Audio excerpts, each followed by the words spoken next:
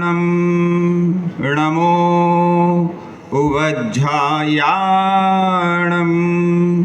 नमो लोये सवसाहूणं। बोलिए देवादिदेव खजराट मूलनायक श्री चंद्र प्रभु भगवान की। परम पूजनीय आचार्य गुरुवर श्री विद्यासागर जी मुनि महाराज की। परम पूजनीय ज्येष्ठ श्रेष्ठ निर्यापक श्रमण श्री समय सागर जी, योग सागर जी, समता सागर जी महाराज, अभय सागर जी, संभव सागर जी और प्रसाद सागर जी मुनि महाराज की, समस्त मुनि संघ की।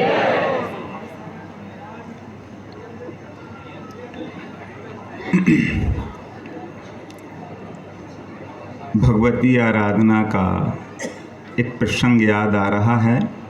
आचार्य भगवान ने 2014 में भगवती आराधना का स्वाध्याय शुरू किया। उस समय हम 2014 में कोटा में थे। तब हमें पता चला, उस समय हमारी स्थिति बहुत ज़्यादा बिगड़ गई थी और बहुत ऐसा लग रहा था शायद मैं बच पाऊँगा कि नहीं बच पाऊँगा। समाचार हमने प्रेषित किया कि भगवान आचार्य भगवान को कहें कि मेरी स्थिति ठीक नहीं है, मुझे बुला लें और जो आप भगवती आराधना पढ़ रहे हैं वो मेरी ऊपर आप प्रैक्टिकल करें, मेरे को सल्लेख ना दे के समाधि मरण दें। तब आचार्य श्री ने कहा धैर्य सागर को कहना विकल्प ना करें। जिस दिन दीक्षा होती है साधु की उसी दिन से सल्लेखना शुरू हो जाती है। ये बात जब मैंने भगवती आराधना में पढ़ा कि भक्त तीन सल्लेखना के तीन भेद बतलाए, भक्त प्रत्याख्यान, इंगनी मरण और प्रायोगमन। तो भक्त प्रत्याख्यान आज पंचांग काल में होता है। भक्त प्रत्याख्यान के दो भेद बतलाए हैं, आभ्यंतर और बाह्य रूप से। तो आभ्यंतर जो सल्लेखना है भक्त प्रत्याख्यान की, वो आचार्य श्री ने इंगित किया कि जिस दिन साधु की दीक्षा होती है उस दिन से उसकी सल्लेखना शुरू होती है। ये गुरुदेव के जीवन में हमने पल पल पर देखा है। आभ्यंतर सल्लेखना उनकी चलती रही और इतनी उत्कृष्ट हो गई थी। ये एक संस्मरण ये सुनाना चाहता हूँ कि कहीं विरोध आया, किसी ने किसी प्रकार का विरोध किया आचार्य श्री का, संघस्थ आर्यका जी ने कहा हम जवाब देंगे, संघस्थ श्रमण महाराज ने कहा, प्रमाण सागर जी ने कहा हम जवाब देंगे। आचार्य श्री ने कहा आप लोगों को यहाँ वहाँ की चीज़ पढ़ने का समय मिलता कैसे? क्या आपने आगम पढ़ लिया? अपना पढ़ो, इधर उधर मत देखो। सब शांत हो गए। हमने तब समझ में आया कि गुरुदेव की अभ्यंतर साधना जीवन के शुरू से चल रही थी। और आप सभी को एक बहुत बड़ा प्रश्न खड़ा है पूरे देश में कि आचार्य विद्यासागर जी ने सल्लेखना धारण की थी कि नहीं की थी? आचार्य विद्यासागर जी ने आचार्य पद छोड़ा कि नहीं छोड़ा? ये सबका प्रश्न है, आप सबका भी होगा और सब यही सुनना चाहते हैं। मैं इतने दिन से देख रहा हूँ और सबके मुख के प्रश्न मेरे पास आते, कान पक गए मेरे। लेकिन मैं आज आपको कहना चाहता हूँ, मैं अपने मुख से नहीं कहूँगा वो बात, ये बात आप सबको एक प्रामाणिक ढंग से रखी जा रही है। आज हम दोपहर में इरियापद भक्ति के बाद मुनि श्री समता सागर जी के साथ परम श्रेष्ठ निर्यापक मुनि योग सागर जी महाराज के पास पहुँचे। निवेदन किया कि महाराज, हमने निवेदन किया महाराज 9 फरवरी के दिन दोपहर में जो कुछ बात हुई थी आचार्य श्री के सामने, आचार्य श्री ने आपसे कहा था, मैं परम पूज्य पूज्य सागर जी महाराज, परम पूज्य निस्सीम सागर जी महाराज, हम तीनों खड़े थे पीछे आपके। आचार्य श्री ने जो कुछ कहा वो आप अच्छे ढंग से रखिए ना, सबका समाधान हो जाएगा। तब मुनि श्री योग सागर महाराज ने मुझसे कितनी अच्छी बात कही कि मैं आज सबका समाधान कर दूंगा, क्योंकि मैंने उसी दिन शाम को आकर के वो सब कुछ लिख लिया था अपनी डायरी में। डायरी दिखाई महाराज ने, देख के महाराज जी ने सुनकर करे ये तो बहुत बड़ी बात हो गई। समता सागर महाराज बोले महाराज आज आप तो इसका पूरा वाचन करना। तब योग सागर महाराज बोले पूरा एक एक खुलासा कर दूंगा मैं। आचार्य श्री ने कितनी बड़ी बातें की हैं, कितनी अच्छी, बिल्कुल साफ साफ। और आचार्य श्री ने ऐसा क्यों किया? सबके मन में प्रश्न आता है, आचार्य श्री ने घोषणा क्यों नहीं की?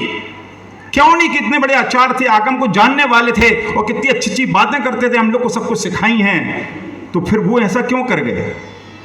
तब मैं आपको बताना चाहता हूँ, आचार्य श्री ने जीवन भर के लिए एक नियम ले रखा था, अनियत विहारी। वो अनियत विहारी थे और अंतिम समय तक अनियत विहारी रहे। नहीं बताया उन्हें अंतिम यात्रा का विहार कि मैं कब करने वाला हूं, कैसे करने वाला हूं, उन्हें नहीं बताया। और हम लोग तो अंतिम समय तक रात्रि के 12 बजे तक मुनि श्री योग सागर महाराज से हमने कहा, महाराज श्री ऐसी स्थिति है। अरे रे बिल्कुल नहीं, तुम घबराओ नहीं धैर्य सागर, बिल्कुल ठीक हो जाएंगे। बिल्कुल वो तो ऐसा होता है आचार्य श्री का हर बार होता, 4 बार ऐसा हो गया, तुम चिंता मत करो, ठीक हो जाएंगे। हम लोग सबको यही विश्वास था कि ठीक हो जाएंगे, लेकिन अनियत विहारी को कुछ और ही निर्णय कर रखा था। उनकी सल्लेखना चल रही थी, हम सबको नहीं मालूम था। परम पूज्य मुनि श्री चंद्रप्रभ सागर महाराज जी ने मुझको बताया, धैर्य सागर 20 जनवरी की बात है, ध्यान से सुनना सभी लोग। सल्लेखना चल रही थी गुरु जी की, और जिसको भी विश्वास ना हो 5 जनवरी का प्रवचन निकाल के देख लेना यूट्यूब पर। उन सारे संकेत दे दिए थे, क्योंकि उनको आभास हो चुका था अपना कि अब शायद मेरा अंतिम समय है। तब उनके कंठ से कैसे रुंधे रुंधे शब्द निकले हैं, आप सुनिए, सबका शंका समाधान हो जाएगा। 20 जनवरी को गुरुजी ने चंद्रप्रभ सागर जी को कहा। जब चंद्रप्रभ सागर जी शाम को उनके कक्ष में पहुंचे, महाराज जी का एक आहार एक उपवास चलता है, तो महाराज श्री को नहीं मालूम था कि मुझे नहीं करना चाहिए, तो वो एक आहार एक उपवास चल रहा था। जैसे ही वहां पहुंचे, उन्होंने हाथ लगाया वैयावर्ती के लिए, तो आचार्य ने मना कर दिया, नहीं आप मत करिए, छपक के लिए लिखा है। क्या कह रहे हैं, ध्यान से सुनना, छपक के लिए लिखा है शास्त्र में, उपवास वालों से वो वैयावर्ती नहीं कराते, और छपक के कक्ष में उपवास वाला नहीं सोता है, इसलिए आप रुक जाइए। तत्काल चंद्रप्रभ सागर जी ने कहा, जी आचार्य श्री, जी आचार्य, वो बाहर आ गए। ये चंद्रप्रभ सागर जी की वाणी बता रही है, और महाव्रती हैं, उनकी वाणी बता रही है कि आचार्य श्री की सल्लेखना चल रही थी, तब तो उन्होंने अपने आप को छपक कहा। तो ये सल्लेखना उनकी चल रही थी, और इसकी सारी पुष्टि अब योग सागर महाराज जी जब अपने वक्तव्य में कहेंगे, डायरी शायद वो लाए होंगे महाराज श्री, वो आज डायरी देखी हमने, उस तारीख को 9 फरवरी को उन्होंने शाम को वो लिखा सब कुछ, और वो पढ़ के सुनाएंगे आपको। और मैं आपको कहना चाहता हूँ, कुछ लोग कह रहे थे कि आचार्य श्री की जागृति थी कि नहीं थी, तो हमने कहा भैया आप क्यों पूछ रहे हो, ये प्रश्न तब उठता जब तुमने देखा हो, और तुम्हें ना देखा हो तब तुम पूछते। भाई आचार्य श्री को आपने देखा नहीं, तुम्हारा जी आप लोग ने बंद क्यों रखा था, तो भैया आचार्य श्री के एक भक्त तो थे नहीं, लाखों। यहाँ मैंने जिस दिन 4 तारीख से हमने देखना शुरू किया, गुरुजी को हमने देखा 4 तारीख को शाम को रोज 4 बजे दर्शन देने आते थे। यहाँ कम से कम 5-7 हज़ार भीड़, ओहो कितनी भीड़, बच्चे महिला पुरुष सुबह से बैठे रहते थे, उनकी प्यास, दर्शन की प्यास। और जब जैसे दरवाजा खुलता था और जब वो चिल्लाते थे नमोस्तु आचार्य श्री, नमोस्तु, आचार्य श्री के कान, चूंकि उनको तकलीफ थी, उनको आपको सबको पता है पीलिया हो गया था, सबने देखा है, वो तो कोई छिपा हुआ नहीं, पीलिया ऐसा बढ़ गया था, तो उनके सिर में दर्द होने की वजह से वो बता नहीं सकते थे, पर उस आवाज़ सुनने से वो उनका ठनकता था, इसलिए दरवाज़ा हम लोग बंद रखते थे कि उनको आवाज़ नहीं सुनना। अगर पता चल जाता, घोषणा अगर हो जाती, तो हम बता रहे हैं यहाँ स्थिति खराब हो जाती और आचार्य श्री की समाधि शायद उस हिसाब से नहीं हो पाती। इसलिए तो मैं आपको जागृति, अंतिम समय तक की जागृति देखिए कि 17 तारीख की बात है, हम लोगों ने खूब निवेदन किया हार के उठाने के लिए। आचार्य श्री ने जब पूज मुनि श्री योग सागर महाराज ने कहा, आचार्य महाराज हम सबकी भावना है, 2 दिन हो गए आपने जल नहीं लिया, और जल तो ले लीजिए, सभी ने खूब निवेदन किया। तो आचार्य श्री बोले शांति रखो, ये बोला। आप जाग रहे हैं, आप लोग तो जाग रहे हैं ना, उनकी जागृति देखिए। शाम को मनीष पूर्ण आयु वाला ब्रह्मचारी आया, आचार्य श्री ने उसको कहा था कि अंतिम समय तक तुम मेरी आंखों से ओझल मत होना।